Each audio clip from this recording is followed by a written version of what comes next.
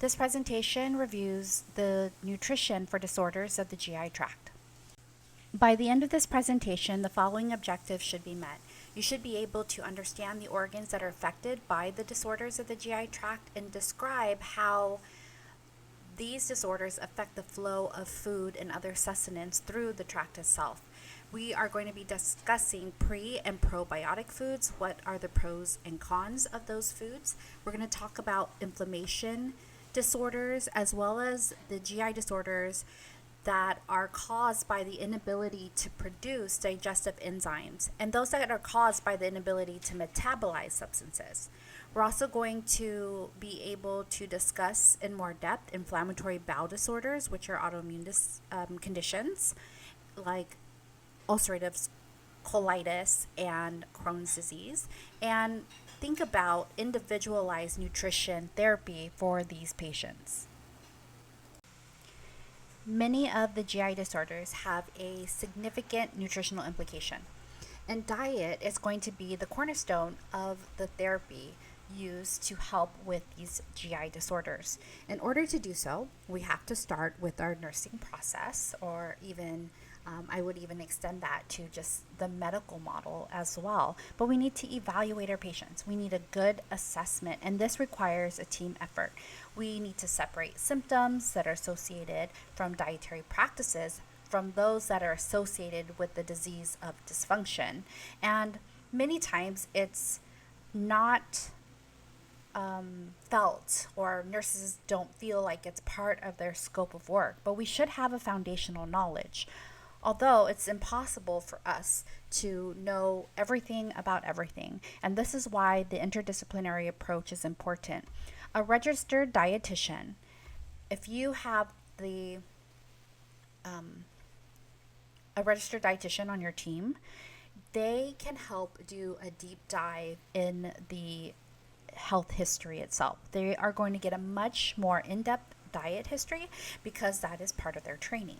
And many times when working with a registered dietitian in my own practice, I'm able to understand a little bit more about unusual dietary practices that the RD or the registered dietitian has picked up in her assessment or his assessment, nutritional inadequacies or food intolerances that I may have missed in my health history or my interview. So though it is not primarily the responsibility of the registered dietitian, and we're not always able, or we don't have access to work with a registered dietitian, using this team approach is going to be great. Now think about the simple act of eating a particular food, apple, a pear, an orange, and many times a GI disorder or common digestive disorder can start with the act of chewing itself. Maybe they have poor dental hygiene or dentation. Maybe it's the inability to swallow with dysphagia. They cannot digest the food or absorb nutrients, or they have trouble passing along that fiber and the other substances for elimination. All of this could be compromised. The inability to absorb the nutrients, to excrete what is not needed, all of this is going to affect the other organs in our body system, influencing overall health. Throughout our life, there are many interactions between the gut microbes and the hosts that help us to maintain homeostasis. If you can remember from your physiology book, perhaps, what the microbiome consists of. It is a complex ecosystem colonized by more than 10 trillion microorganisms. And the literature does talk and emphasize that the first 1,000 days of life are very important. This is a time when you, as a neonate, acquire either a healthy microbiome or you develop a microbiome that may be lacking in its diversity. And there's many factors that can cause this lack of diversity. Maybe cesarean versus a vaginal delivery may have contributed. Perhaps you were introduced to cow's milk or other complementary foods and purees earlier than probably recommended. maybe formula versus breastfeeding. All these factors can negatively alter the infant's microbiome, and it's different from one individual neonate and the other. So, to maintain a healthy homeostasis, we want a diverse microbiome. When we lack certain diversity, the microbes that we do have may contribute to low grade inflammation. And this can break down the communication between the brain, your muscles, your liver, and even the adipose tissue. This change, negative change in microbiome, can lead to what we call dysbiosis. And dysbiosis is when you have an unbalanced microbiome. Additionally, as we get older, our gut microbiota decreases in its richness in diversity. And this dysbiosis can trigger a innate immune response and then cause chronic low-grade inflammation. With this can lead to many of the age-related degenerative pathologies. It can also lead to overall unhealthy aging. So, in the effort to help balance this homeostasis that we want to see, there are pre and probiotics. Now, prebiotics are a special form of dietary fiber, and it's acting like a foundational fertilizer for the healthy gut bacteria. Think of things like asparagus, onions, garlic, jicama, and I'm talking about all of these things in the raw form. Honey can be considered a prebiotic. Certain unripe bananas. Prebiotics are those that are foundational. Now, moving on to what a probiotic is. A probiotic, these are live bacteria, and we find these probiotics in things like yogurt, kefir, aged cheeses, kimchi, miso soup, sauerkraut, tempeh, and some of the sweet acidophilus milks. Now, these probiotic foods are marketed very well now because we have a greater understanding of the need for a diverse microbiome, where probably even 20 years ago we weren't seeing a lot of interest in probiotics. And probiotics can also be found in pill and supplement form as well. As we discuss the different inflammatory disease processes that can happen in the GI system, we need to understand the premise behind anti-inflammatory diets. Anti-inflammatory diets, in the name, it's going to reduce inflammation. And we try our best to promote these types of anti-inflammatory diets. There are two diets that have evidence to support their protective qualities. The first one is the Mediterranean diet and the DASH diet. DASH stands for Dietary Approaches to Stop Hypertension.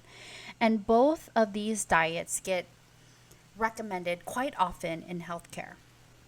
They encourage the use of antioxidant foods that are rich in carotenes, vitamin C and E, and selenium.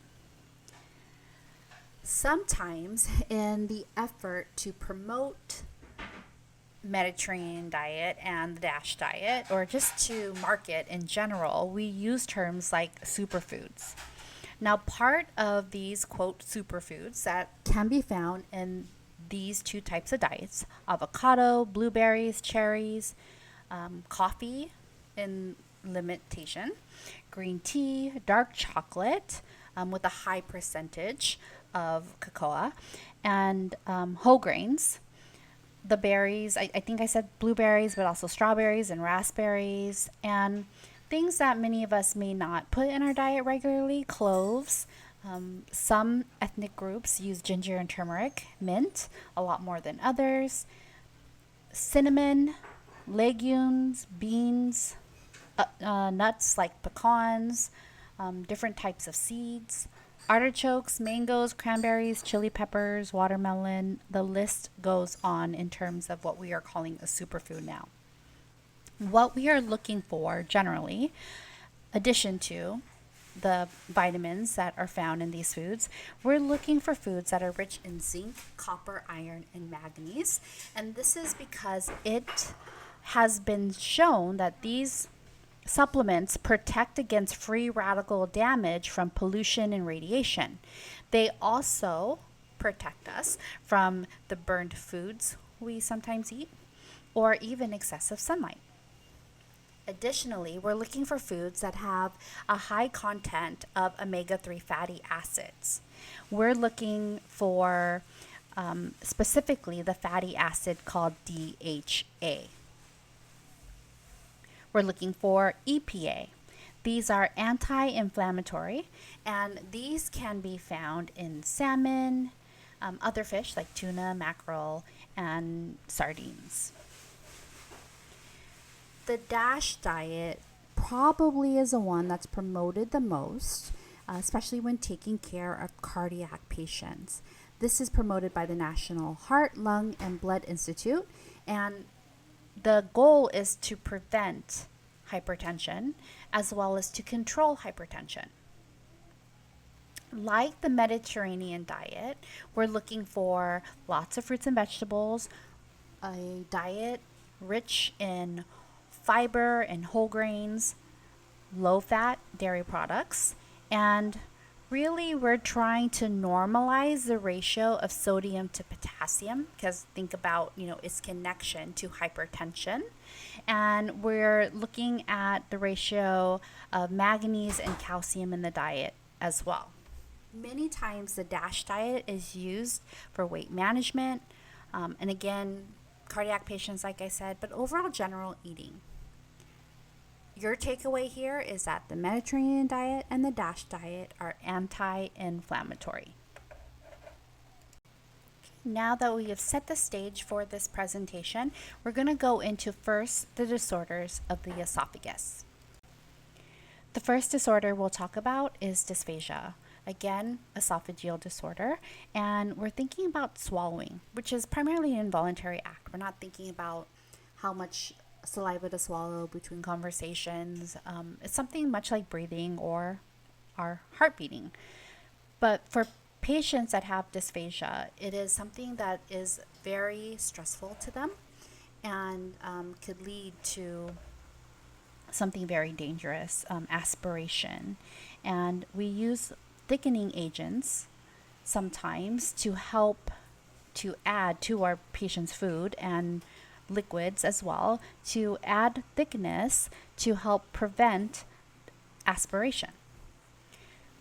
Going back to physiology, remembering that there's 3 distinct phases of swallowing. There is the oral phase, which is voluntary, and then leading on to the pharyngeal and the esophageal phase, that is later and much deeper. These phases are going to be involuntary. We'll go through just a few conditions that cause dysphagia, but I would suggest that you look in box 13.1, which is going to be in a couple slides, to follow along with the different types of disease processes that you might see dysphagia in. But first, let's look at figure 13.2. You saw already that there are the 3 phases.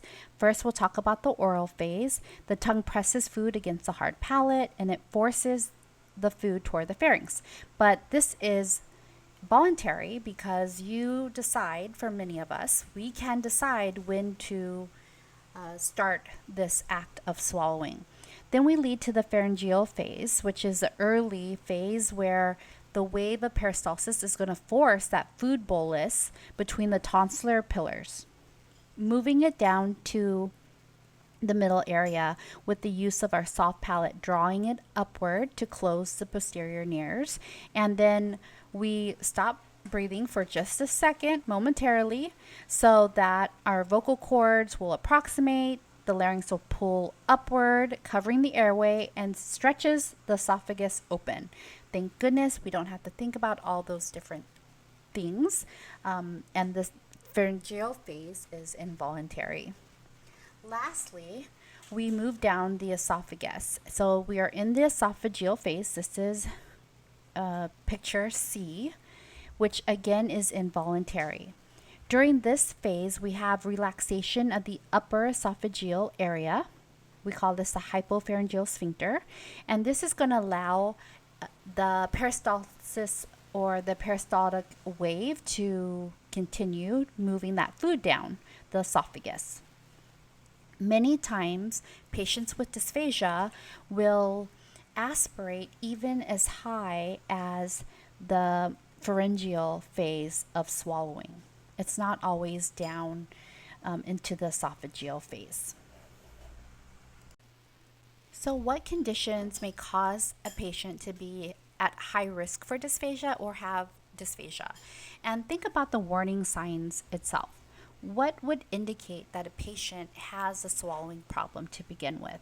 In box 13.1 in your text, patients that have chronic neuro disorders tend to have issues with dysphagia. And you can see through the list, many of these go back to some type of neuropathophysiology.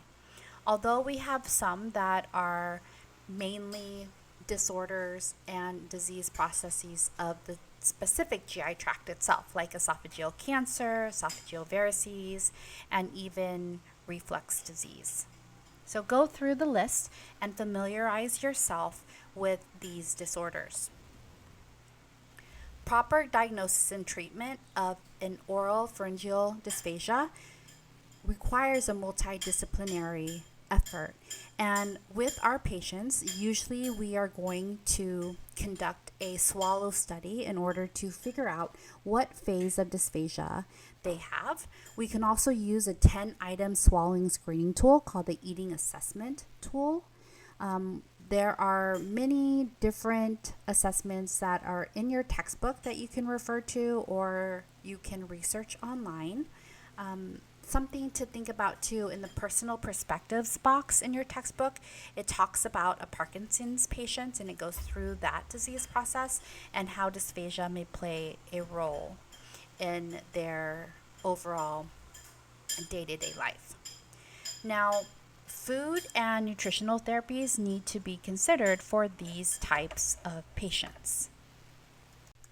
After a systematic screening for dysphagia has taken place, and probably even a swallow study that occurs in radiology, we have our patients swallow this substance called barium, and we watch it go down through the different anatomy points from the oral, pharyngeal to the esophageal phase to note if there is a penetration risk, a risk for aspiration, or if we're actually seeing the aspiration take place.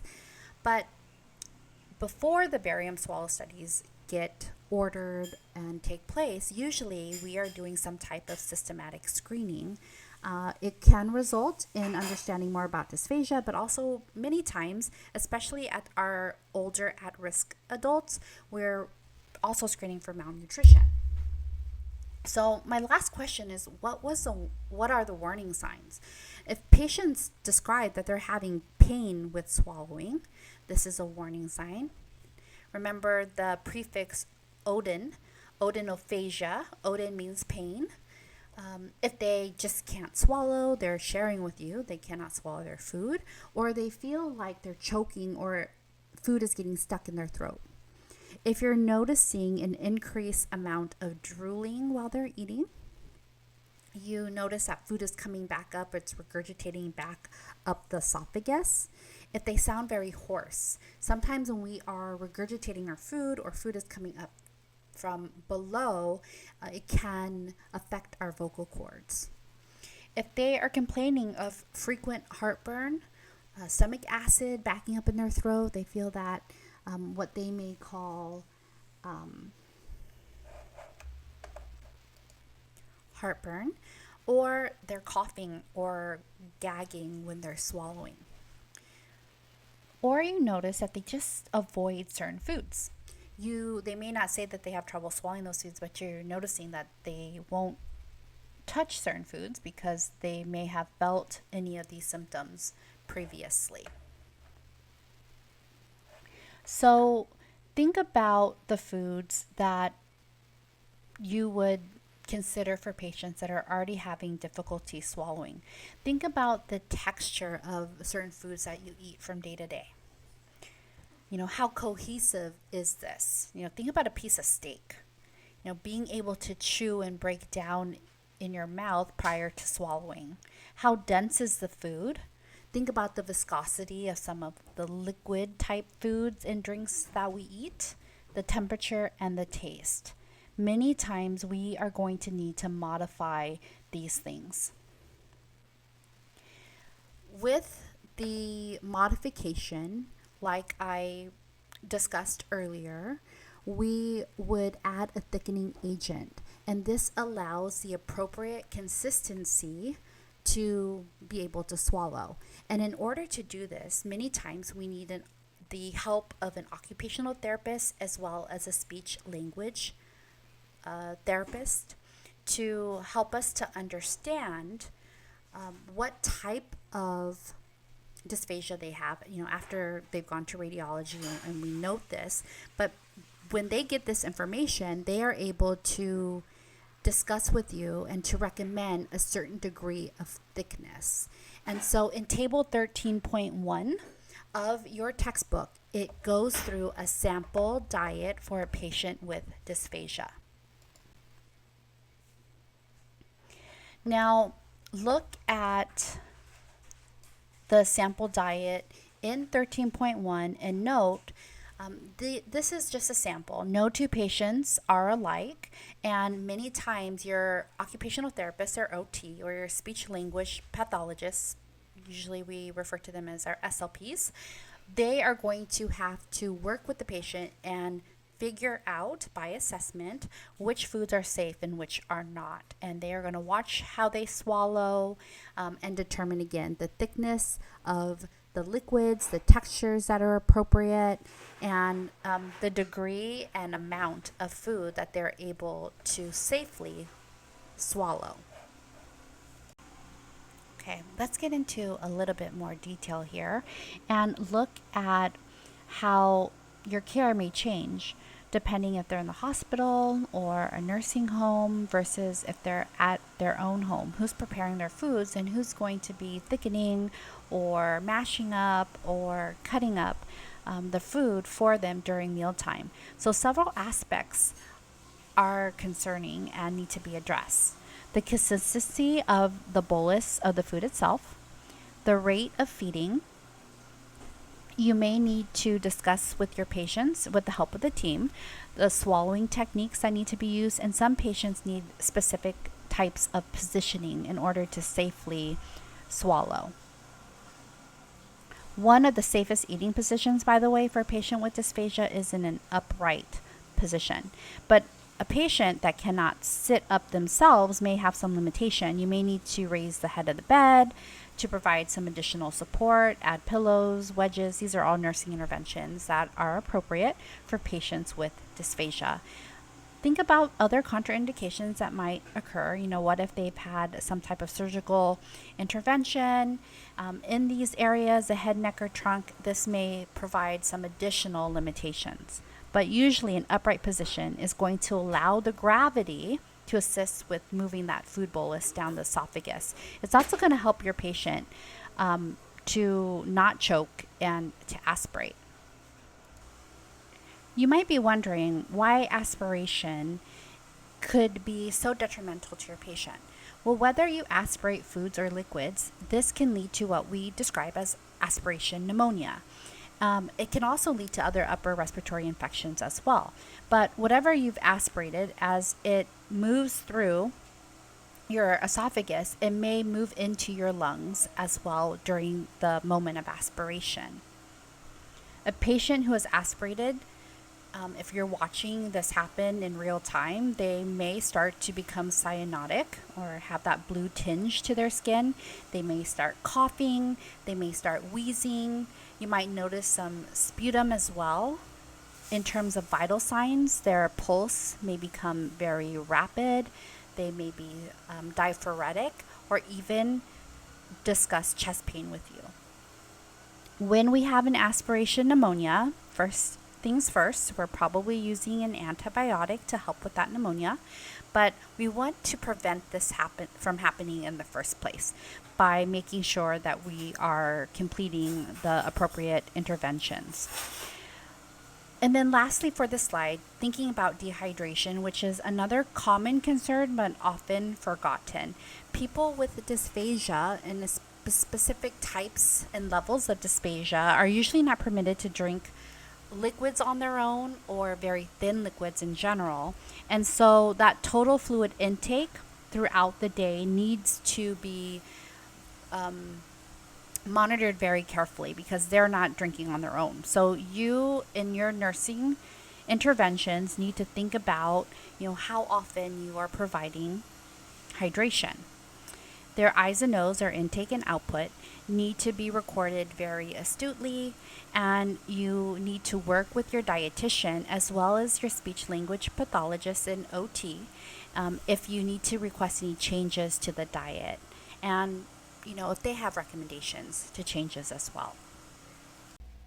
Our patients in long-term care facilities or skilled nursing facilities may have in their plan of care, a solid oral dosage form, and this helps to understand the proper way to also not just administer their food, but also administer their medications as well. And this should also be discussed with the pharmacist.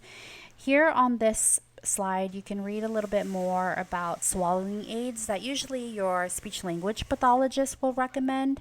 And this will help you, and you need to understand this too, because as a nursing student or nurse at the bedside, you may be helping your patient understand and teaching them these techniques especially when they have dry mouth. And remember, this can happen when they are limiting the amount of oral intake or food. So swallowing aids and using specific foods in small amounts to help produce and simulate saliva.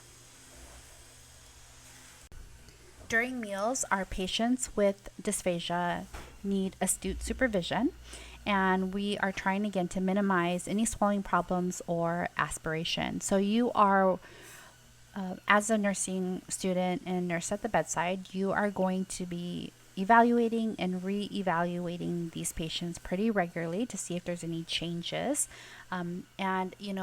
For many patients, we're hoping to see an improvement, but sometimes there can be some backward progress. And what was safe for them one week or one shift may be different the next. Sometimes patients eat too quickly and they're going to choke or cough, and while they're trying to swallow, maybe they're talking. So making sure that they remember all the safe practices that perhaps their speech language pathologist has worked with them to acquire. Your documentation and reevaluation is really important for these patients. So your job, in addition to making sure that they have the right nutritional intake with the dietitian, is to make sure that they are eating these foods appropriately. And this, again, is going to be with the speech language pathologist and your medical staff. We're moving on to what we would refer to as GERD, or gastroesophageal reflux disorder. Many patients know this as heartburn, and this is that sensation that they feel when there's acid being refluxed or moved back upwards that has already been in the stomach, and now it's moving past that pyloric sphincter and back into the esophagus. And this causes what is considered heartburn, and it's because our esophagus is not lined with acid-resistant mucus like our stomach is. And so when this acid moves up, they feel pain. Depending on the frequency and the severity of a patient's heartburn,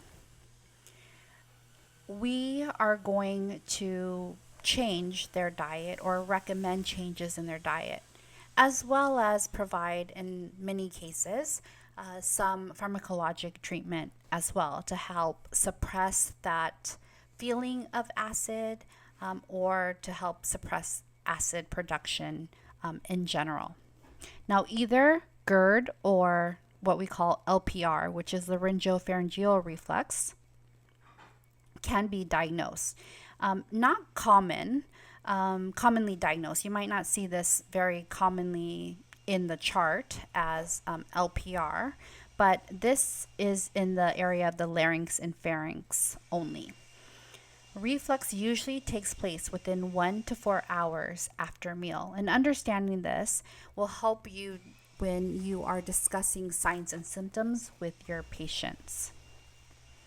The symptoms that they may discuss with you is that burning sensation, usually under the sternal area. They may have asthma or chronic cough or other heat or ear, nose, and throat type of ailments. Diving right into the nutrition therapy, we want to make sure we educate our patients on avoiding large meals and high-fat meals. When we have large or high-fat meals, this slows the emptying of the stomach, which then increases the pressure, and the high-fat foods can increase the sphincter relaxation, which leads to then the potential heartburn or reflux back into the esophagus. And then there are some foods that should be avoided, like chocolate, alcohol, spearmint, peppermint, certain liquors, caffeine, and any foods with acid or high amounts of acid, vinegar-based foods, citrus foods, tomatoes, any types of juices, because this may irritate the esophagus as well, causing heartburn. Remembering to discuss with our patients proper portion sizes, because overeating also slows gastric emptying as well. The last two disease processes that we're going to talk about in this section is esophagitis and hiatal hernia. Remembering the importance of the lower esophageal sphincter in terms of GERD, also very important when we think about esophagitis, because the food and the acid that comes back up when the esophagus is not protected by the sphincter can increase the amount of acid that will erode the esophageal lining. Now, factors that will decrease the sphincter pressure include chocolate, alcohol, caffeine, some particular medications, things that we talked about with GERD too, but smoking as well. And unlike the mucosa in our gastric area, remember that our esophageal is not coated with the same ability to be protected. And this can cause damage when we are exposed to gastric contents and specifically gastric acids. And if we're not treating our chronic reflux, what will lead to esophagitis may also lead to esophageal cancer. Esophagitis ends in itis, which means there's an inflammation. And we're talking about inflammation of the lower esophagus specifically. So what could aggravate reflux? Any type of intra-abdominal pressure. Think of patients that are excessively coughing. So maybe it's a respiratory disorder that's causing a GI disorder now. Think about that interconnection. If patients are constantly bending, or maybe they have a illness or an infection that's causing vomiting. Maybe they're obese, or they're in the late stages of pregnancy that's putting pressure on the abdominal organs. Trauma, ascites from liver disorder, reclining after they're eating, or they're lifting heavy objects, or conducting strenuous exercise. This can all contribute to esophagitis. Now, hiatal hernia is a little bit different in terms of the mechanism that's causing the issue. This is when part of the stomach is bulging upward through the diaphragm itself. And patients experience respiratory symptoms. They have shortness of breath. They may also have infection of the lungs, pneumonitis, chronic bronchitis, and asthma. So, what can we do to help with these patients? We can help minimize these symptoms by manipulating the way they eat and teaching them to avoid certain types of foods, especially those that are high in fat. Again, very similar to GERD. So, look for in your textbook, there's a section on heartburn that these supplements in your textbook review the management of heartburn or GERD, which will review lifestyle modifications, pharmacological therapies, and surgeries. And you'll go over this in your MedSurg book as well. I do want to just bring you to the teaching tool that is found in your textbook. And it goes over the recommendations for our patients that live with hiatal hernia. And for these patients, more specifically, I know it does talk about avoiding certain foods, but let's talk about more specifically what else they can do, like eating meals and snacks for at least 2 hours before they lay down. You want to teach them not to do any vigorous activity after they eat, and you want to limit foods and beverages that relax that lower esophageal sphincter. So I won't review all of them again because they're very similar to the ones that we discussed with GERD, but additionally, with high-fat foods, I want to be a little bit more specific. Fried foods, foods that are creamy, gravies, margarine, butter, cream, oil, salad dressings. These are all discussed within that teaching tool. You also want to limit foods and beverages that irritate any existing esophageal damage, and these are usually carbonated beverages. Anything with a citrus base, any coffee, this includes decaf, herbs, pepper, spices, anything in the tomato family of products. Think about ketchup as well as marinara sauce. Anything very hot or very cold that can irritate the esophageal mucosa. Additionally, in terms of proteins, you're looking to avoid things with high fat. So a high fat steak, for instance. You're really trying to promote proteins with low fat content.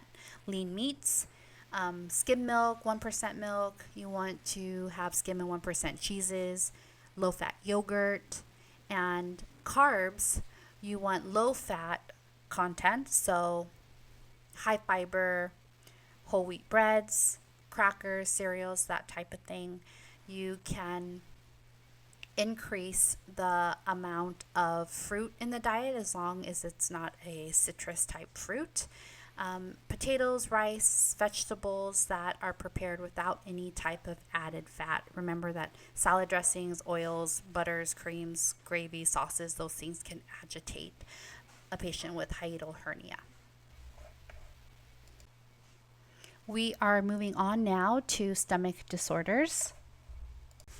The effects of vomiting are very similar to the effects of GERD.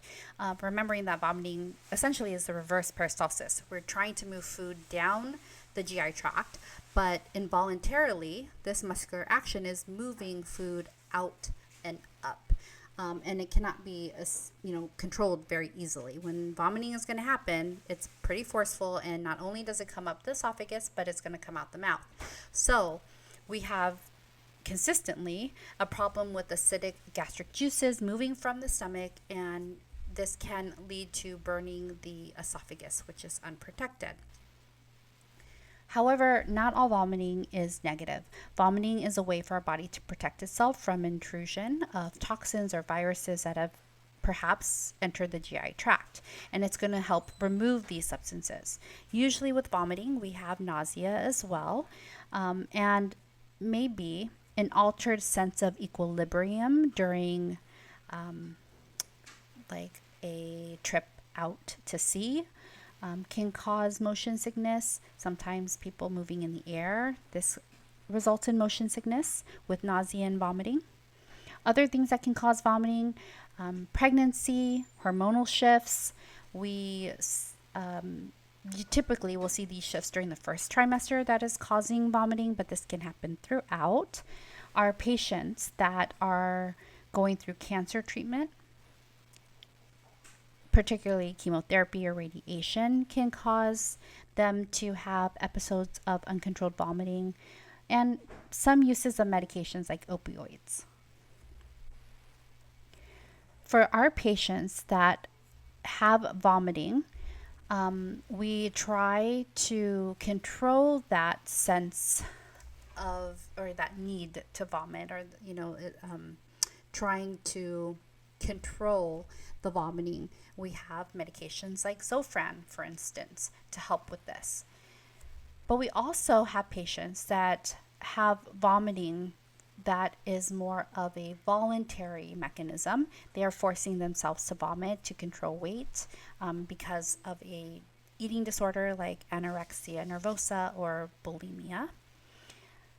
And so in this case, we're not only thinking about the esophagus, but we're also thinking about the enamel of our teeth, as well as the mental health of our patient. So in addition to just what it's doing to the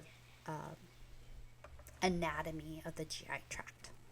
So there are some recommendations for nausea and vomiting that are discussed in your book.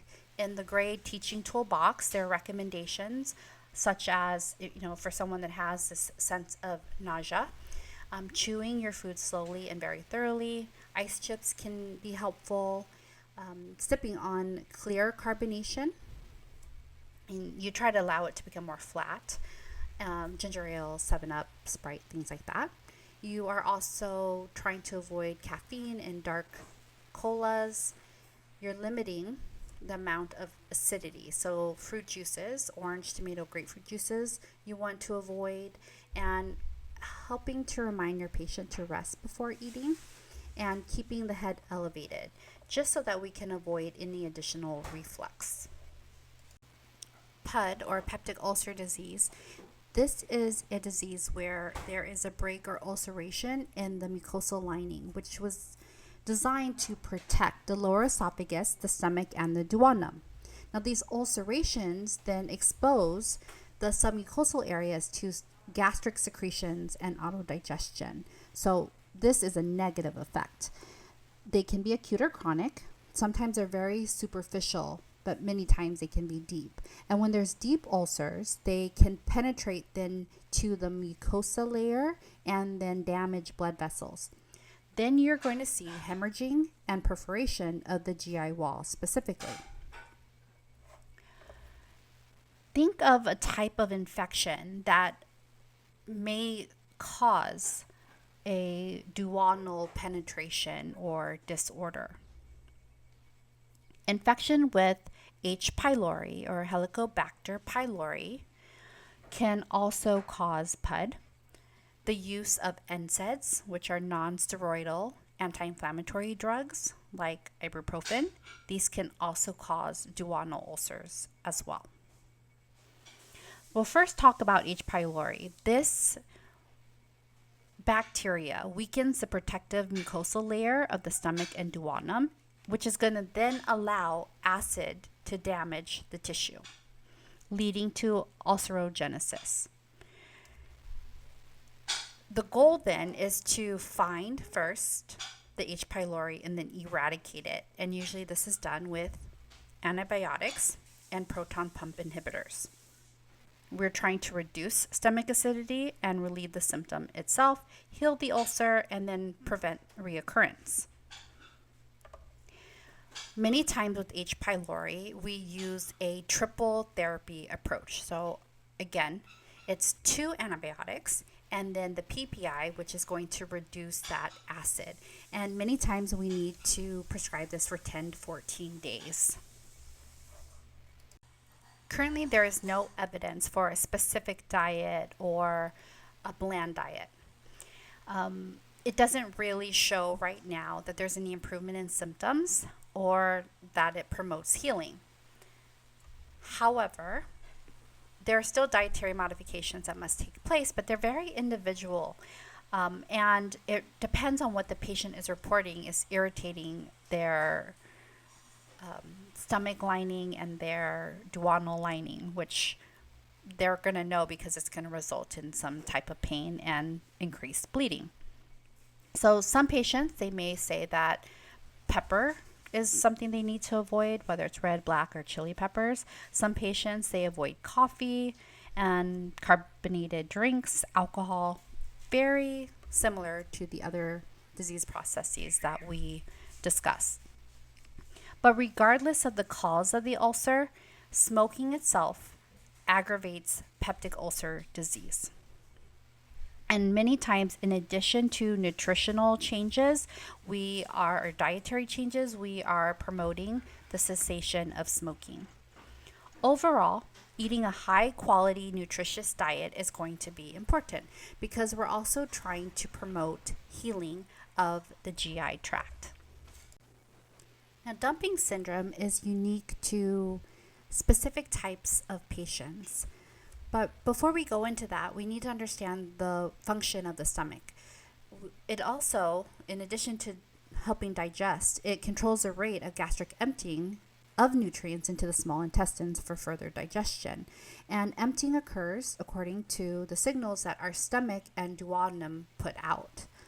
This process ensures that there is efficient amount of digestion, efficiency in absorption, and metabolism as well. But with patients that have had a gastrectomy or perhaps a bypass for obesity, dumping syndrome develops. Gastrectomies are when you have a removal of the stomach, and this can happen partially, or you can have a total stomach gastrectomy as well.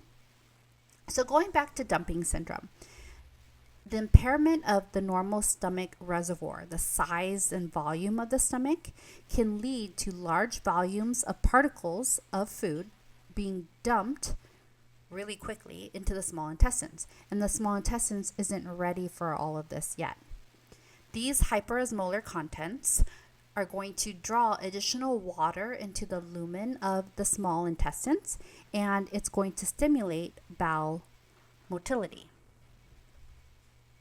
You can see in the figure on this slide the different types of gastric surgery resections that are available to patients, and the different phases of dumping syndrome. And in the early phase, this can occur 10 to 20 minutes after they eat. We call this postprandial. The fullness is felt in the epigastric area. Your patients may describe abdominal cramping, nausea, or they may suffer from some diarrhea. You also might see some vasomotor symptoms like tachycardia or fast heart rate. They may have some postural hypotension, so low blood pressure when they move in certain positions, diaphoresis or sweating, weakness, flushing, and even syncope. They will experience intestinal symptoms, but not vasomotor symptoms as well. So they both can happen, or one or the other, or a combination. So that was early phase dumping syndrome. A late phase dumping syndrome occurs 1 to 3 hours postprandial. And this is less common than the early phase that happens 10 to 20 minutes. The symptoms that you might see for these patients: perspiration, hunger, nausea, anxiety, tremors, and weakness, all occurring 1 to 3 hours postprandial. So again, that's late phase dumping syndrome. And with these type of dumping syndromes, we are worried about the loss of nutrients, and we're worried about the loss of fluid. So our food and nutrition therapies are going to be focused on the manipulation or restriction of different foods and meals to help alleviate the symptoms that patients are experiencing during dumping syndrome, whether it is the early phase or the late phase. So here again, you can see the outline of the differences of the two types. So the things that we are thinking about and the managing of dumping syndrome, this can be found again in the teaching tool in your textbook, but we're going to teach our patients to avoid drinking liquids with meals. We want them to drink after they eat, about 30 minutes after they eat. Or if they want to have some liquids, they can drink 30 minutes before. And we need to limit the amount of liquids to a half to 1 cup of liquid. Note that carbonated beverages can cause excess gas and is not recommended for patients with dumping syndrome. It can further irritate this process. We want them to eat very small meals frequently, so they're getting the same amount of calories and nutrition, but in smaller increments and in greater intervals. And this is going to decrease any distension of the intestinal wall. And distension can occur when there's rapid emptying of large meals. So when that dumping is occurring, everything's happening too fast. We want them to eat slow. We want them to chew very well and be relaxed while they are going through this process. And any foods that they already recognize that they can't tolerate, we're avoiding those things. Many times with most patients with dumping syndrome, simple sugars are aggravating the dumping. So anything with a mono or disaccharide should be avoided or kept to a minimum. Sugar, honey, syrup, any foods that are high in sugar or have a large degree of sugar need to be limited, and this is usually something that happens long term. Food and liquids should be consumed at very moderate temperatures, so not too hot or not too cold. Any type of milk product that has lactose usually is not tolerated, and over time they can reestablish this into their diet.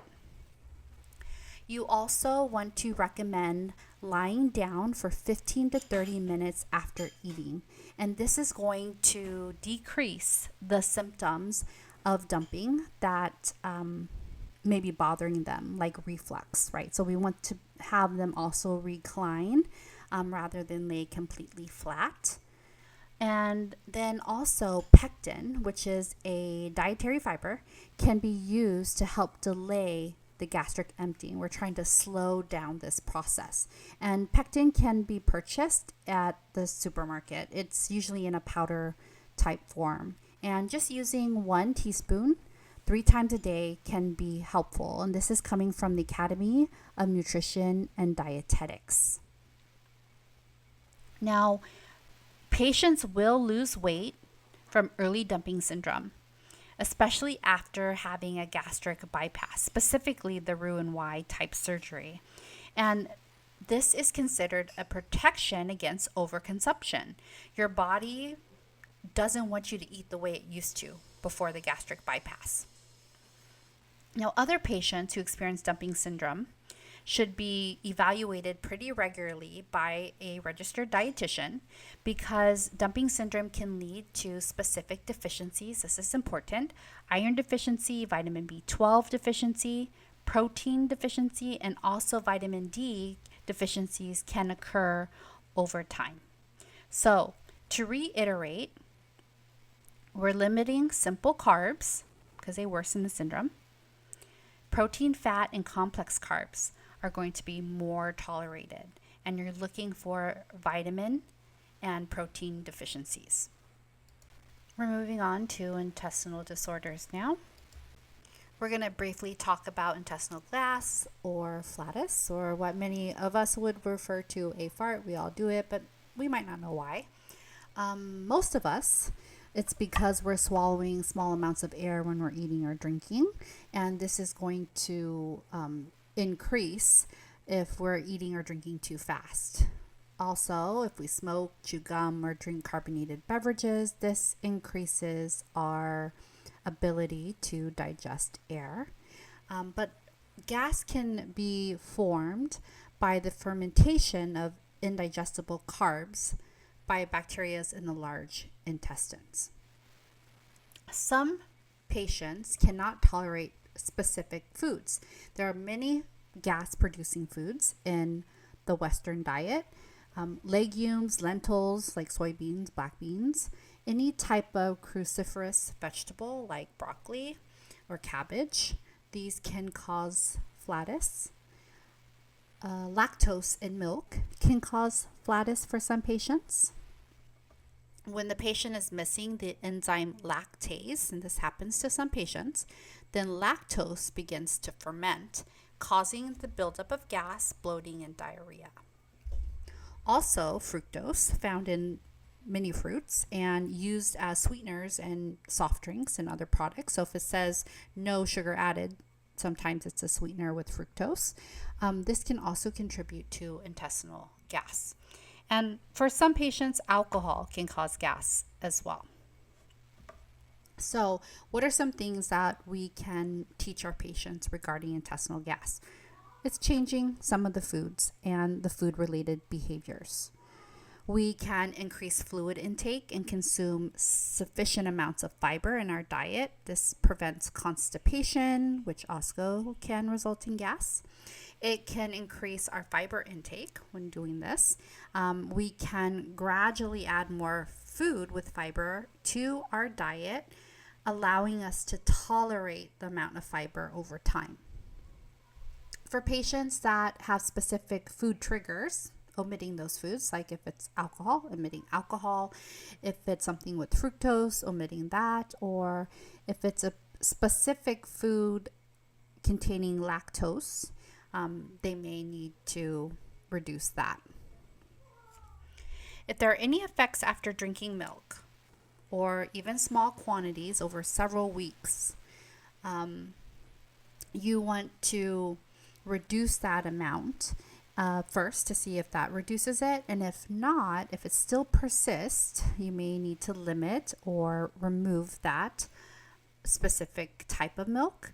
You might want to also consider other dairy products that don't produce the same type of symptoms to your diet so that you can still get the amount of recommended calcium in your diet. If you don't have lactase to help break down milk, then there are lactase enzymes that are available in pill, tablet, or even drop forms that can help. So your job as a nurse is to help your patient identify those type of foods. There's also some over-the-counter medications that you can recommend as well if there's no other contraindications. While diarrhea is not a disease specifically, it is a symptom of other diseases, we need to discuss some nutritional and food therapies to help our patients with diarrhea. Diarrhea is the passing of loose, watery bowel movements, and this moves the contents of our GI tract more quickly than we would like, and it allows water to be reabsorbed in the colon very quickly. And when this happens occasionally, it doesn't usually become a problem, but when it persists, we lose and we're at risk of losing fluid and electrolytes, leading to dehydration. So what we are trying to do for patients with diarrhea is to, in the most severe cases, we're going to have them stop eating anything by mouth and to allow your GI tract to rest. However, this can't go on for too long because you're at risk for dehydration and malnutrition. And usually it's unnecessary to withhold several types of feedings. When it becomes really important is when it's occurring in infants, young children, or our older adult population, our oldies but goodies, because they're at a higher risk for dehydration. And I would also include our patients that are pregnant. So carbs and electrolytes can be administered enterally or through IVs. If it is administered enterally, this consists of oral rehydration solutions, and they can drink this 1 to 2 days before progressing to a solid diet again, or low fat, low fiber, and low lactose diet. This is what we're recommending specifically after diarrhea. You may have heard of a brat diet: bananas, rice, apples, and toast. Many times this is recommended after diarrhea. And this is because those foods are better tolerated than the other types of foods that are available. Again, with diarrhea, your application to nursing is really about adequate hydration and replenishing electrolytes that may have been lost. If you're noticing in the older population that there is disorientation or that they are becoming or seeming to become more senile, this can be overlooked and you might miss that it's a sign of dehydration. Many times in our oldies but goodies, they have the inability to detect that they're thirsty and they become dehydrated. That's just a little bit of a side note. But there's a teaching tool in your textbook that goes over the management of diarrhea in a little bit more in depth. It does talk about the foods that I talked about in the brat diet. And this is for the acute phase. And you're looking for foods that are high in electrolytes, specifically potassium. If they're able to tolerate it, then you want to slowly introduce oranges, grapefruit, bananas, apples, potatoes, nectarines, apricots, squash, sweet potatoes, and any dairy products if they're able, again, to tolerate. For those patients that may not be able to tolerate quickly, a solid food, Gatorade, Pedialyte, things that can replenish sodium and potassium. Now, with severe diarrhea, you may need a prescription for Imodium, and sometimes these can be found over the counter as well. So go ahead and look into your teaching tool on the slide, in your textbook, and it goes over some more interesting types of foods to avoid. So, foods to avoid. During severe diarrhea, anything very hot, because hot foods and hot drinks actually increase the natural movement of the intestines, and this is why it's good for constipation. High in caffeine type drinks, coffee, colas, or high in caffeine type foods like chocolate. Anything high in fiber, like whole grain bread, cereals, raw fruits, veggies, nuts, dried fruit, salads, popcorn, bran or bran muffin, those things you want to avoid. And anything that forms gas, cabbage, onions, beans, lentils, carbonated drinks, broccoli, cauliflower, and even chewing gum. Because remember, with chewing gum, you are introducing quite a bit of air. Milk that is containing lactose, you want to temporarily decrease or even stop if the patient isn't able to tolerate. And many times it is the lactose that is causing the diarrhea in the first place. And you're looking for certain carbs that aren't tolerated, things that are found in, they're called polyols, and they are found in apples, apricots, nectarines, pears, plums, prunes, and even mushrooms. A little side note, anything with the P, pears, plums, prunes, pineapple, all of those things actually encourage the passing of stools. So with diarrhea, you're trying to discourage that, but with constipation, which we're going to talk about in a little bit, this should be encouraged.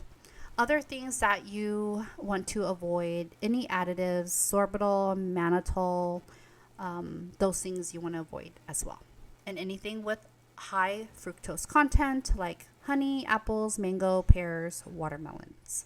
These should be eliminated if they are discovered to be the culprit or they're not being tolerated. So now moving on to constipation, which is quite the opposite of diarrhea. This is when you are not having a bowel movement on what we would consider a regular pattern. Not everyone needs to pass a bowel movement daily, by the way, but normal functioning can range from 3 times a day to even every 3 days. Though most of us don't feel very good if it's every 3 days. And this is from your textbook, okay? So note again, everyone is a little bit different, and it is really how you feel during that time. And the overall term constipation means having fewer than 3 stools per week. In addition, if you are having stools even every day or every few hours, but you're straining or the stools are very hard or dry, then that is also considered constipation. And this is a definition coming out of the National Institute of Diabetes and Digestive and Kidney diseases. Now, the food and therapies that are going to help, we're trying to cause the bowel movement to be easier to pass. And so we're looking for foods that are high in water because it's going to help lubricate the intestines. Rather than finding foods high in water, you should just be drinking a lot of water as well. So we're trying to prevent dehydration and constipation by regularly intaking 8 to 10 glasses a day, according to your textbook. A rule of thumb that I suggest in my practice is half of your body weight in pounds. So if you're 100 pounds, you're drinking 50 ounces of water a day. If you're 200 pounds, you're trying for 100 ounces of water throughout the day. Now, most of us remember to drink water without having to measure, and it's going to be enough. But for some of us, especially when we're busy, we're on the floor for 12 to 14 hours, we may not be drinking enough water. In fact, as we get older, we tend to lose our thirst. Remember, we talked about this earlier, that thirst sensation for our oldies but goodies decreases, and they forget to drink enough water or liquids in general. A patient that has constipation, they need a fiber-rich diet, and we can also use things like Metamucil, fiber substances or supplements, but overall fiber in our diet is the best way to go. Fruits and veggies, whole grains, breads, etc. And then we're looking for patients that may have chronic constipation. They may need a bowel clean out, and this is going to be something that a provider would recommend and prescribe, usually with stool softeners, laxatives, maybe even the use of probiotics, which we discussed earlier. This can help prevent and even alleviate the symptoms of constipation.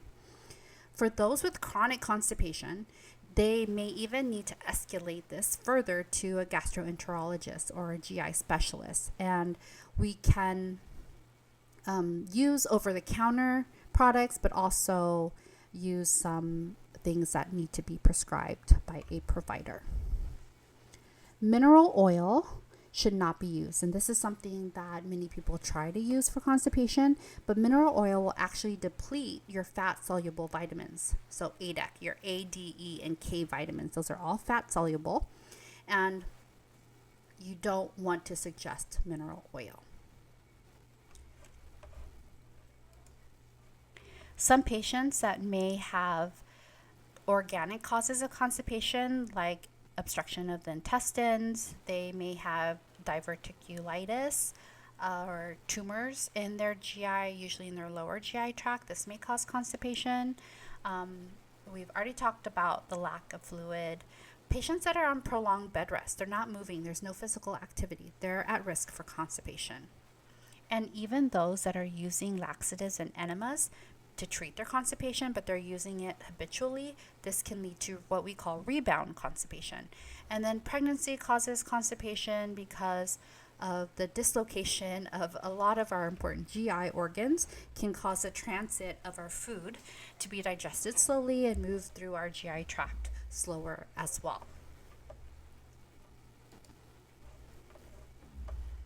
So in addition to what we've discussed about adequate fluid intake and having enough fiber in our diet, the teaching tool in our textbook tells us that for patients with constipation, we're looking to have a better understanding of our body signals, try to follow a schedule for your bowel movements, and stop ignoring that natural urge when it happens. Like, stop trying to hold it, because over time, that feedback from our brain to our colon can be deadened, or your body just may not be familiar with those signals or sensitive to those signals. It also allows, because we're having your stool sit there longer, it allows water then to be pulled out of your colon back into the body. It says like, hey, you're not going to use me, I'm going to move other places where your cells may need me, and then this leads to harder and drier feces. You want to promote regular exercise because we want tone in the abdominal muscles, especially those that are helping with the lower GI tract. We want to teach our patients to relax. Usually stress and the stress of not having a bowel movement can actually increase the constipation. We want them to have regular meals, and we want them to have, again, a balanced fiber and nutrient dense diet, and try to teach them not to skip meals as well.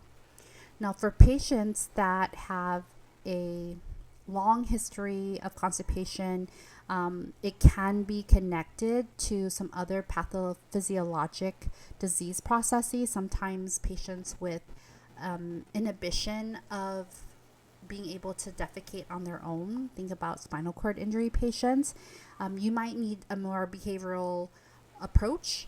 You may need to help with that in terms of your nursing care. You may have to relieve that constipation mechanically, or for those that it's primarily something that we can intervene with behavioral and psychological approaches.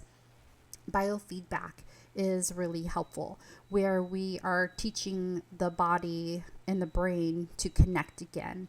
And this is something that you can do a little bit more research outside of the textbook. Biofeedback for constipation. We use biofeedback for a lot of different things, neurologic disorders. We also use it for patients that have incontinence. But biofeedback for constipation is something that you want to think about as well. Celiac disease is an autoimmune disorder. It's chronic, and it involves the mucosa of the small intestines, especially in the duodenal area and where the proximal jejunum is located. And this area is damaged by gluten in the diet. This can be found in wheat, rye, barley. It can also be something that can be triggering a toxic reaction in predisposed populations. And so what that means is it can be someone with a genetic predisposition. And what results is the malabsorption of those nutrients. And it causes symptoms depending on the duration and the severity of the disease, as well as the age and the other chronic disorders the patient may have. The symptoms are going to vary quite differently. But the classic symptoms are going to be diarrhea, abdominal distension, fat malabsorption. Some patients with celiac or gluten sensitivity may have weight loss.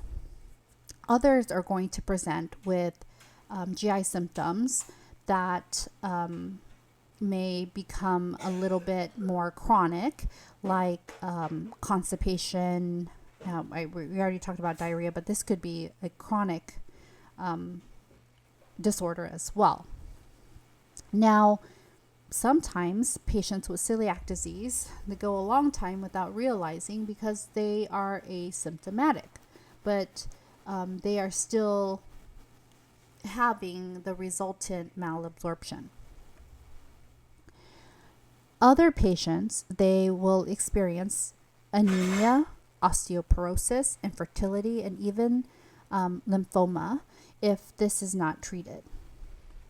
So it's actually good if your body presents with symptoms, because then you can find out earlier that you have this sensitivity or celiac disease. In the mild stages of celiac disease, we have fat malabsorption, which is called steatorrhea. And in severe cases, we have difficulty with digestion and absorption of the other macros, proteins, fats, and carbs, especially lactose. We are at risk for not being able to absorb calcium, vitamin D, vitamin K, iron, folate, vitamin B12, and other nutrients can also become impaired as well. In terms of the other minerals, folate, magnesium, and zinc can be deficient in some patients with celiac disease. So it is a disease process that has severe nutritional implications. And when you don't have enough minerals and vitamins, this can result in anemias, osteopenia, osteoporosis, disorders of blood coagulation, especially if you have a lack of vitamin K, you are at risk for easy bruising as well. If you don't have enough of these vitamins and minerals, it can lead to iron deficiency anemia, specifically if you are missing iron in your diet, or macrocytic anemias because you don't have enough B12 or folate malabsorption as well. And so a multivitamin mineral supplement for most of these patients with gluten sensitivity is important, in addition to altering their diet and removing gluten from their diet altogether. Now, once gluten is removed from the diet, the symptoms usually gradually improve. If not, then further testing needs to be evaluated, or further testing and more evaluation needs to be completed, because you may have gluten sensitivity amongst other GI disorders. And so since we've already talked about the possible nutritional deficiencies, I'm going to move on to discuss now the therapies themselves. Now, we need to teach our patients to read food labels very carefully. Gluten-containing grains are used extensively in our Western diet, specifically here in America. And we're doing a better job at marketing and describing the food content as gluten-free when it is appropriate. And we want to think about, if we are removing gluten-containing grains, which are staples, then we need to replace them with other types of alternatives. And the reason why gluten is a staple in their diet is because it's primarily used as emulsifiers, thickeners, and additives in processed foods. So many patients with celiac disease, if they remove their processed food intake, a lot of their symptoms will decrease or stop altogether. Now, this usually takes help or takes a lot of help from our dietitians, because they are going to have a better understanding and more extensive knowledge of which foods contain gluten.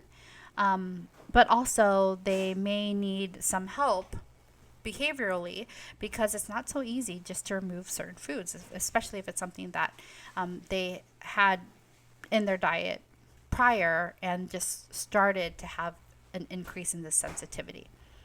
But the alternatives that can be used are wheat-based breads, crackers, and pastas, and trying to limit the amount of eating away from home or in structured environment, and again, processed foods. So many times our patients are going to need to prepare and to plan very extensively regarding what they are going to eat. Your teaching tool in the book talks about removing processed foods, again, making sure they're reading labels and using the available alternatives. In the book, you can see in table 13.3 the sources of gluten that can be found, and the foods include a lot of things that we are familiar with, like rice and corn, quinoa, millet, arrowroot, buckwheat, flax, sago, potato, soy, legumes, tapioca, cassava, nuts, and seeds. So those are the foods to avoid. And then grains to avoid. There are specific wheats like spelt, wheat bran, wheat germ, cracked wheat. Those are things that you are trying to avoid: barley, rye, and crossbred varieties between wheat and rye. And so this is, I will acknowledge, is above my understanding of food, because it's so intricate in the different types of grains that for someone that does not have celiac disease, I tend to overlook. So I am going to encourage that you work with a registered dietitian if you have a patient with celiac disease. We've touched on lactose intolerance a little bit with our talk about diarrhea, constipation, and similar disorders, flatulence. But Now we're going to just talk more specifically about the deficiency of lactase, which is the most common reason why there is a lactose intolerance. Now, lactose intolerance is and has been investigated with hydrogen breath tests and with genotyping in patients that have abdominal symptoms. And then we find out that they have this true lactose intolerance, not just because they feel that they are lactose intolerant and maybe they've done a food journal and things like that, but we can actually do this hydrogen breath test to confirm. Undigested lactose remains in the intestine wall, and then through this osmotic effect, it draws water into the digestive tract. And this will cause our patients with lactose intolerance to have abdominal cramping, flatulence, and diarrhea. And the symptoms are going to vary in the degree of sensitivity. And the degree of intolerance of a patient is going to be different from one individual to the next. Now, lactase deficiency is sometimes secondary to another acute or chronic disease. So, patients with celiac disease, which we just discussed, and then Crohn's disease, which we're going to discuss a little later, they may have a secondary lactase deficiency. And those patients that have maybe a gastric surgery may have lactase intolerance as well. Or excuse me, lactose intolerance due to a lactase deficiency. So going into the food and nutrition therapies, it's going to again vary from population to population and person to person, location in which they are living as well, and their genetic predisposition. But you're looking for a lactose-free diet. So box 13.3 in your textbook goes over lactose contents of foods, and they separate it from low lactose and high lactose. And I'm going to show you in just a second that table. But what I want you to remember is that most people can tolerate 6 to 9 grams of lactose at any given time. 6 to 9 grams is equivalent to 4 to 6 ounces of milk. So a small amount generally can be consumed throughout the day, and most people can tolerate this. It's when we increase the amount that some patients that may have not just an intolerance, but maybe just a sensitivity, that could be triggered. And many times patients with lactose intolerance, yogurt tends to be a better substitute than milk. And also, it's a little weird, but chocolate milk is sometimes more tolerated than regular whole milk. Here is the box that I was talking about. You can see the difference between our low lactose and high lactose foods. Look at that list here. If you aren't lactose intolerant, think about what foods that you would be willing to remove from your diet if you were lactose intolerant. And many of you might say, I'm not willing to remove a lot of these things. I'm not willing to remove cheese myself, or yogurt. And for those patients, you may have to recommend lactase enzymes like lactate, or there's something called a dairy ease. This can be taken in advance of knowing that you're going to have lactose, and then you're able to digest the lactose because you're introducing the lactase enzyme that is missing. Cheese and yogurt are dairy foods that are likely well tolerated, thank goodness, and they can be used daily if you need to replenish the calcium in a patient's diet.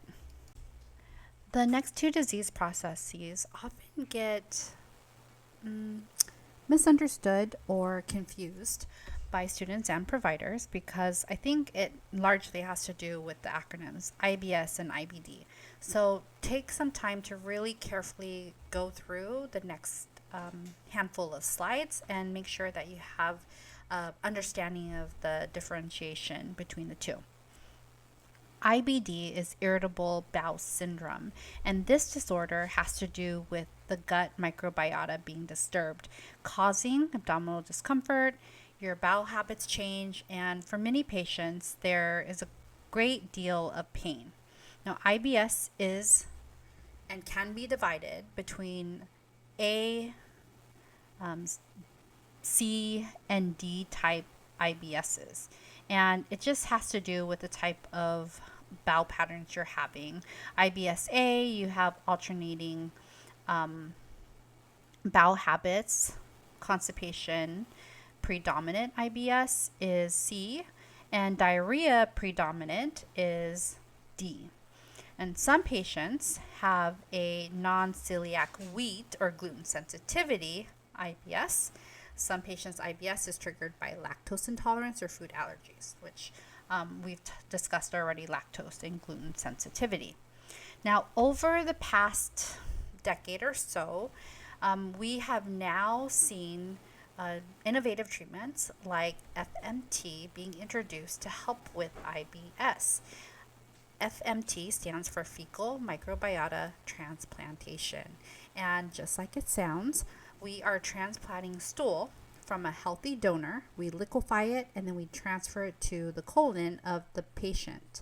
And we are introducing, hopefully, helpful bacteria to reduce the IBS symptoms. Now, common foods, again, that can trigger IBS are the same foods that you want to reduce or eliminate from the diet. Promoting a food diary or a symptoms log for your patient is important, and this can help you to determine which specific triggers this patient has, whether it's lactose, gluten, or dietary sugars. And then again, you want to eliminate those things. A low FODMAP.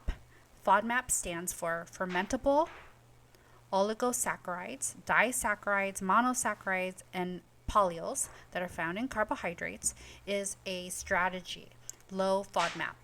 This diet is going to limit your overall sugar intake because this again increases osmolarity. Remember, with our dumping syndrome, this was also an issue. We want to reduce foods and eliminate foods that have fructose, sucrose, polyols. Again, polyols are sorbitol, mannitol, and we want to restrict the carbs. In addition, diets with high protein intake and healthy fats are avocados, olive oils. This should be suggested to our patients with IBS.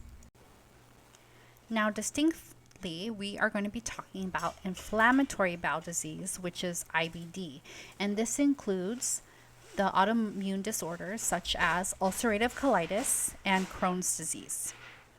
Now, the difference is that ulcerative colitis and Crohn's disease affect the digestive tract in different areas.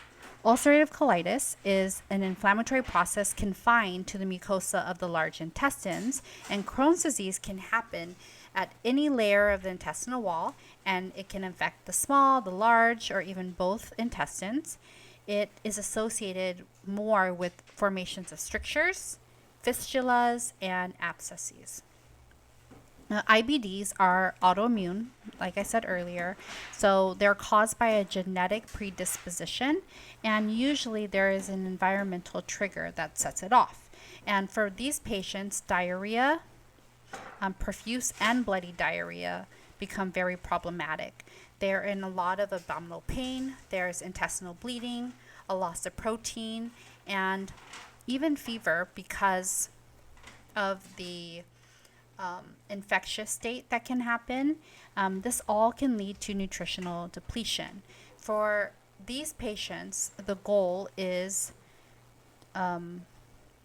to provide appropriate nutrition because there's going to be a decrease in oral intake, malabsorption, nutrient loss, and so you're trying to address those in addition with drug-nutrient interactions. There's a lot of drugs in terms of treatment for these patients in addition to the nutritional limitations.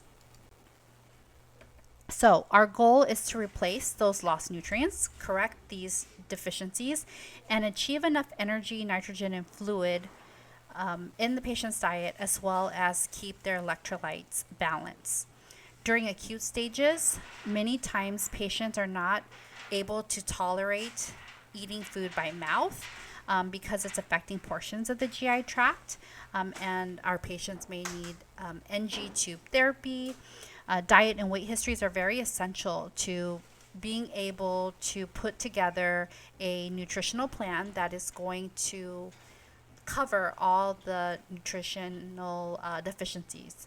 And you're going to help your patients by taking a good intake of their diet history and use the help of the interdisciplinary team as well. You're looking specifically for intestinal function. Think about medical and surgical treatments that may need to be discussed with the patient as well.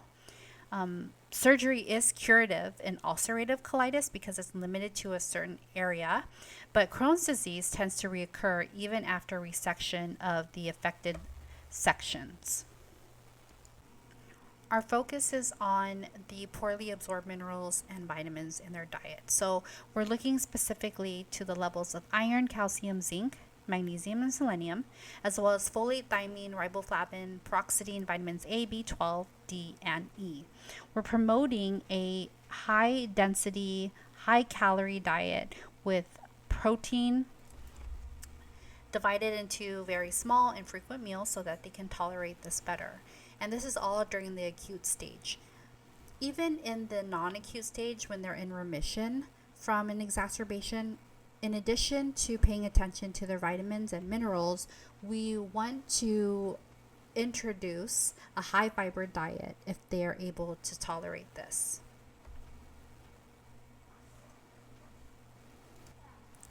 To promote the bowel rest that is needed, though, during the acute phase, I did mention NG tube feeding as an option, and also, again, making sure that there's a low fiber diet because the bowel is inflamed. We're trying to promote healing during this time. There are some pharmacologic treatments, surgery that can be discussed in addition to the nutritional support. When there is obstruction or disease in the GI system, many times, if it's not resolved, a segment or all of the colon needs to be removed, including the rectum. An ileostomy is the removal of the entire colon and rectum, and this surgical opening of the ileum is made into the surface of the abdomen, and this is where you are going to get your release of fecal matter.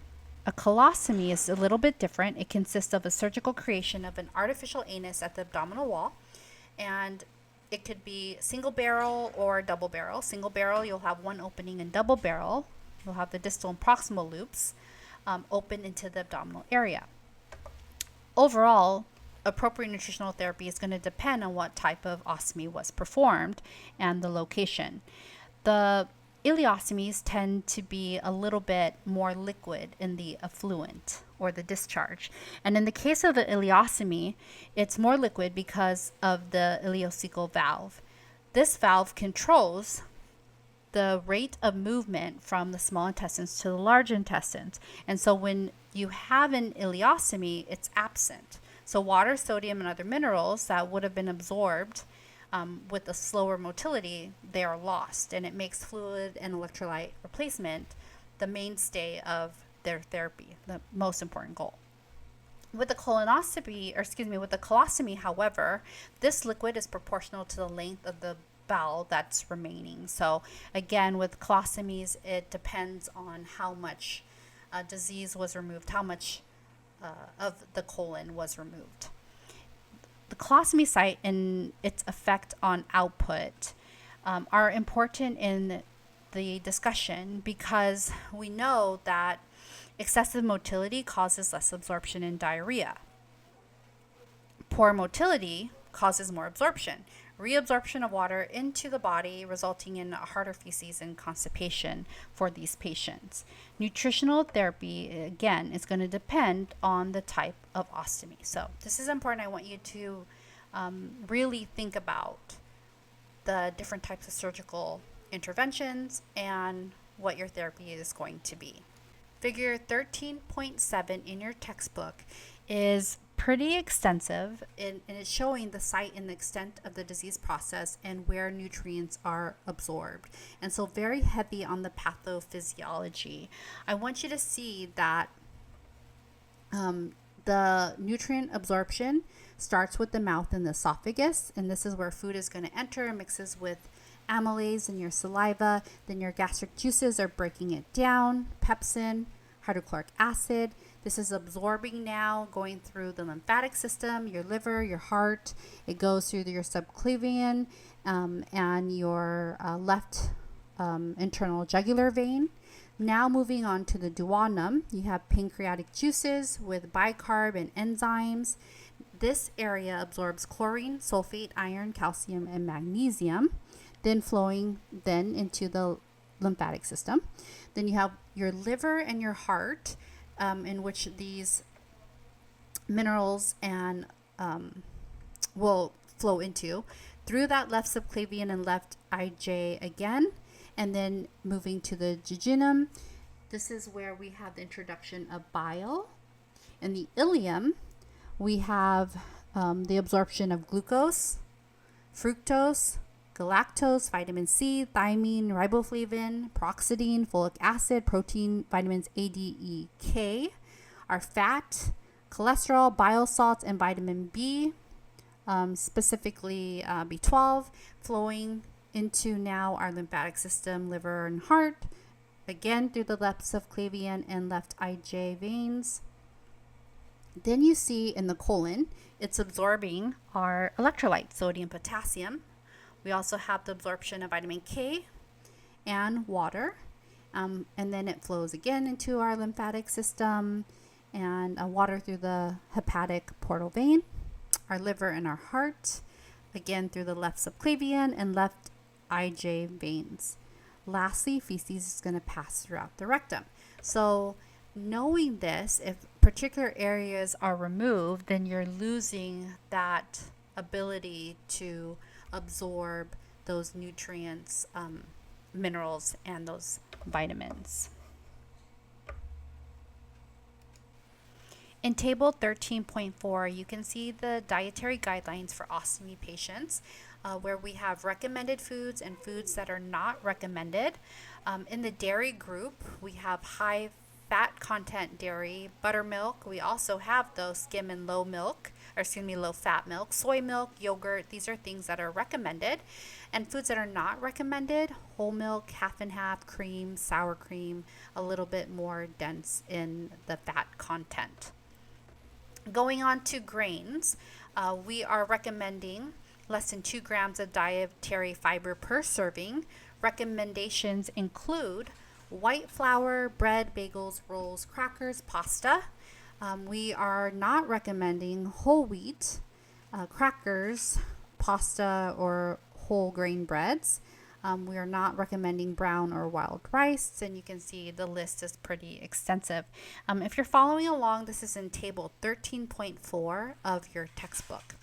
It does recommend certain fruits and vegetables, ripe bananas, potatoes without skin, lettuce, strained vegetable juices. You want to avoid dried fruits, fruit juices that have pulp, fried vegetables, beets, anything in the broccoli, Brussels sprout, cabbage family, cauliflower, any greens, mustard greens, collard greens, corn, potato skins.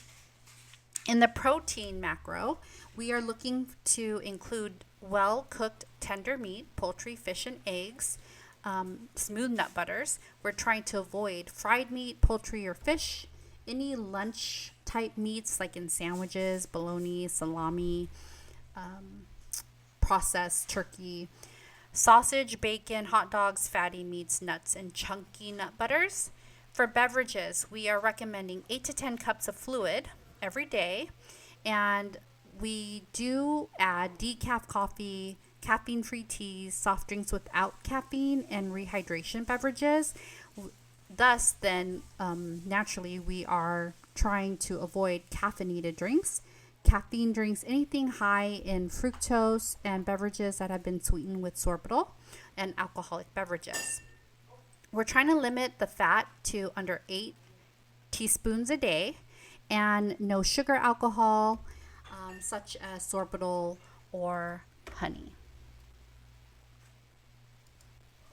In your textbook, there is a teaching tool recommendations for colostomy and ileostomy. Generally, we want to eat meals regularly. We want to chew our food to avoid any blockage. And we want to try new foods one at a time, usually so that we can know if there's going to be a food that triggers, we'll know which food is triggering the looser stool or the odorous stool, the increased gas or constipation. We don't want to gain excessive weight. This is not good for any patient with an ostomy because it can just overall cause health problems in general as well. We want to drink a lot of fluid. Whether it's ileostomy or colostomy, you do have a loss of a large part of your large intestines, and this is where the promotion of fluid loss takes place if we lose that portion. Again, no two people are alike, so you want to spend time with your patient trying to figure out their food triggers and what types of foods to avoid.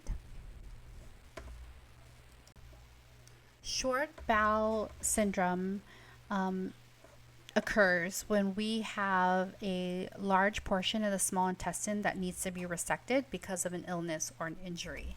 And the severity depends on the length and anatomy that was resected and the health of the patient and the healthy tissue that's remaining. An inadequate absorptive surface is going to result in the malabsorption of vitamin B12 and other vitamins. And they're going to just overall be in a less optimal nutritional status. So patients with SBS or short bowel syndrome are higher risk for vitamin and mineral deficiencies and essential fatty acids. Their serum levels of these nutrients need to be monitored through their serum lab work periodically. The nutritional management has to do with considering the overall individual's digestive and absorption capabilities, and we're looking to perhaps introduce parenteral nutrition or IV fluids to help them post-resection. We also might need medications that can reduce the need for parenteral therapy, knowing that over time this can be damaging to our organs, specifically our liver. Now, diet and enteral nutrition can be reintroduced as soon as possible with some monitoring. Complex carbs like whole grains, fruits, and vegetables, they can be used. We don't want to introduce any simple sugars.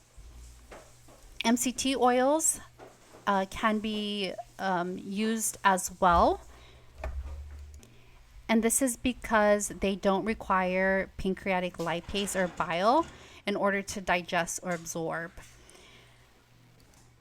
The absorption of MCT happens in the portal vein directly, just like our amino acids and our monosaccharides. This way, they don't need to be absorbed in the lymphatic system like the other lipids. So many times our short bowel syndrome patients will be given MCT oil into their enteral formula. We're going to discuss our last process, diverticular disease. This happens when the muscle wall of the bowel weakens, and then it creates these pouch-like herniations. We call them diverticuli. They start to protrude from the muscular layer of the colon, and when this develops, we might have diverticulosis. And this occurs over a long time eating habits that include a low fiber diet, in addition to increased intercolonic pressure that's created when we're straining to have a bowel movement with symptoms like constipation. Now, usually this remains undetected until the diverticuli become so infected and inflamed that you start to have manifestations of symptoms, and these symptoms are due to trapped fecal material and bacteria in the colon. When this occurs, this is called diverticulitis, different than diverticulosis, which is just the presence of these pouch-like herniations. When the diverticuli are inflamed, we want to promote nutritional therapy that starts with no food or liquid by mouth, and eventually we can progress to a liquid diet. But we're trying to make sure that the inflammation subsides. A high fiber diet is recommended to reduce straining during defecation, and this also will include introducing fiber rich foods that include fruits, veggies, legumes. We have whole grain breads and cereals. And the recommendation or the adequate intake or the AI for the day is 25 to 38 grams a day of fiber rich foods. In the American diet, we should have at least 5 servings of fruits and veggies and 6 servings of whole grain breads, cereals, or legumes, according to the textbook. This has changed a little bit, and it is somewhat controversial to have so many servings of whole grain breads and cereals, but we are trying to get enough fiber in our diet so that we are promoting good bowel habits. Additionally, for these patients, we are aiming for at least 8 to 12 cups of water per day, and this is not including other types of beverages that they're drinking. Your teaching tool in your textbook talks about eating high fiber foods only when you have diverticulosis. Remember, when you have diverticulitis, we are stopping any foods by mouth for some time and then reintroducing fluids again and taking a more gradual approach to reintroducing fiber so that your GI tract can adapt status post the inflammation, distress, the bloating, the cramps that may have occurred temporarily when you have diverticulitis. It's controversial because many patients think and have perhaps been told that nuts and seeds and popcorns worsen their diverticular symptoms. However, currently there's no evidence-based research that really supports that notion.